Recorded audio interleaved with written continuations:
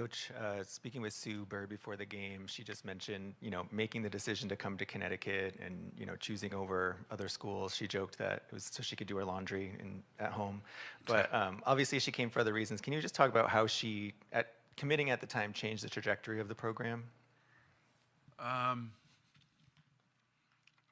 think that particular recruiting was one of the more unique recruiting classes, not just in the level of talent. It's not every day that you recruit 3 Olympians, in the same recruiting class.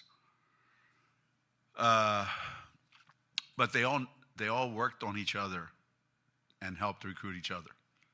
And Sue was definitely one of the ringleaders of that, because one thing about Sue Bird is there isn't anyone she doesn't know, and there isn't anything she doesn't know about anything. She stays current. So when she was being recruited, she was all over it with Swin and Asia, Tamika, like that whole crew. And,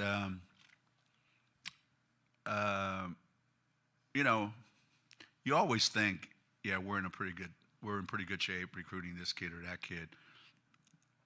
And I know what we were up against with Sue. It was Vanderbilt, Stanford.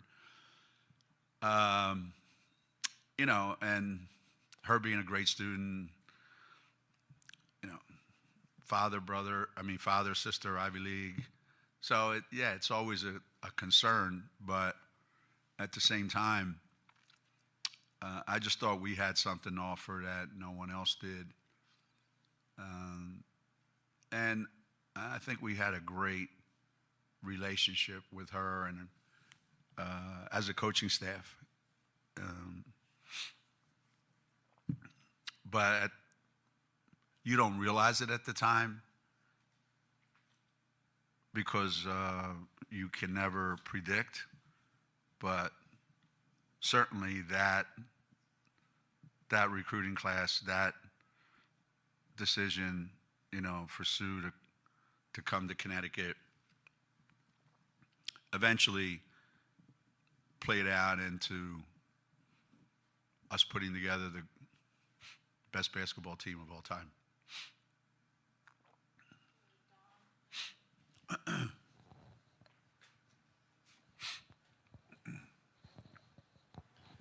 Hey, Geno, only certain athletes become identified with a number, maybe do you think of Sue now in number 10 the way you might think of some of those other athletes that are identified with a number?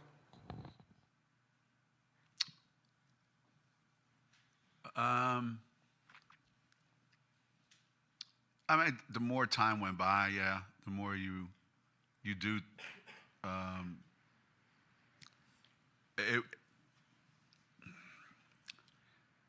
You do get the feeling that there's something special there. It was weird coaching her on the Olympic team where she's number 6, because they do it differently. But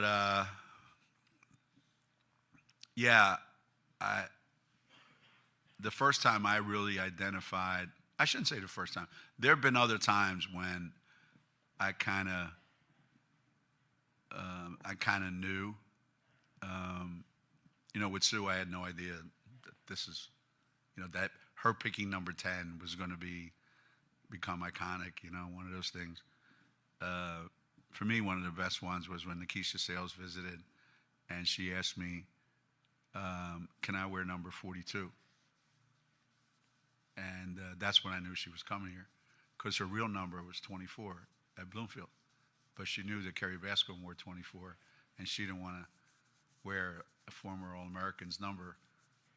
So some people have tremendous respect for other people's numbers, and they don't want to.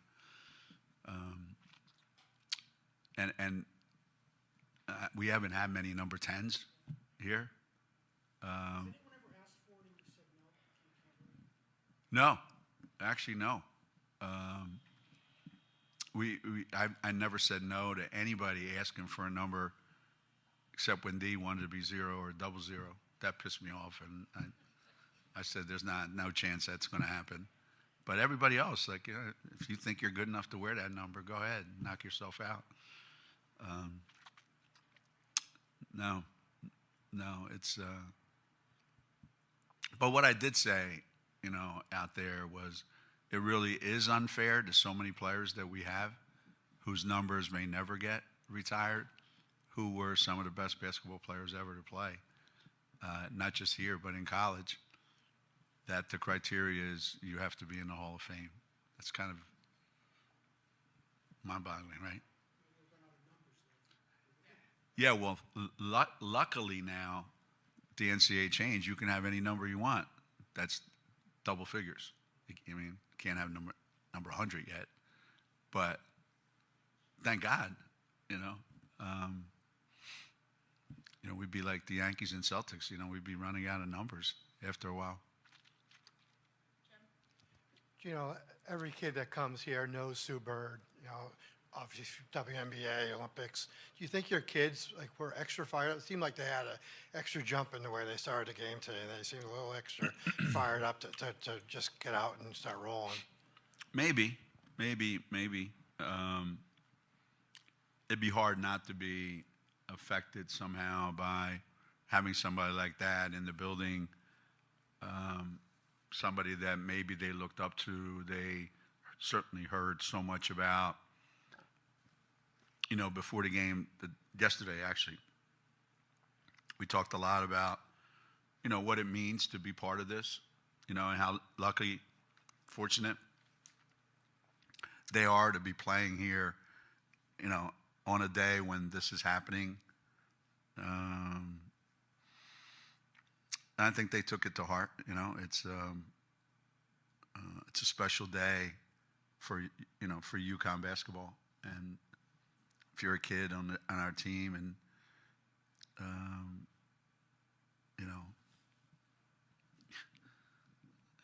it's crazy. Even though Sue's old enough to be Khalees's mom, that's beside the point.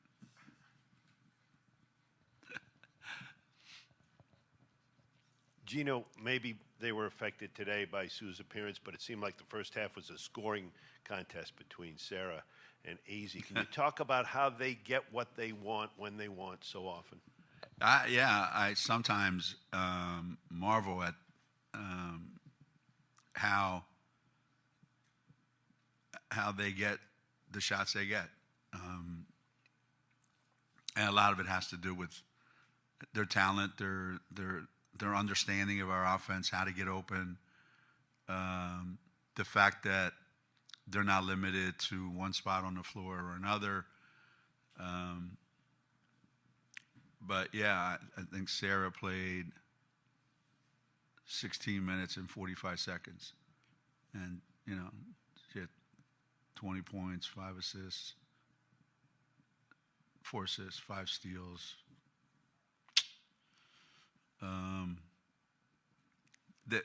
And AZ, same thing,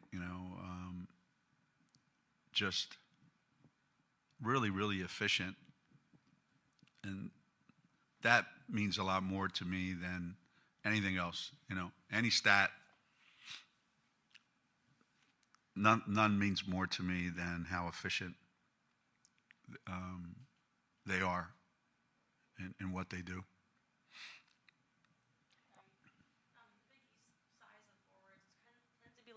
Than maybe the Big Ten or other Power 5 conferences. How do you see that size difference just impacting players who are new to the league, like Sarah Williams? I don't know. I think in some ways, the only impact, if there is any, would be you having to have to guard them. I don't think the only impact they could have on them guarding you is a negative impact for them, that they got to be able to handle you inside the lane. So, Sarah Williams should get a lot more she should get a lot more production in whether it's against all these other teams we played, Big Ten teams that we played, ACC teams that we played.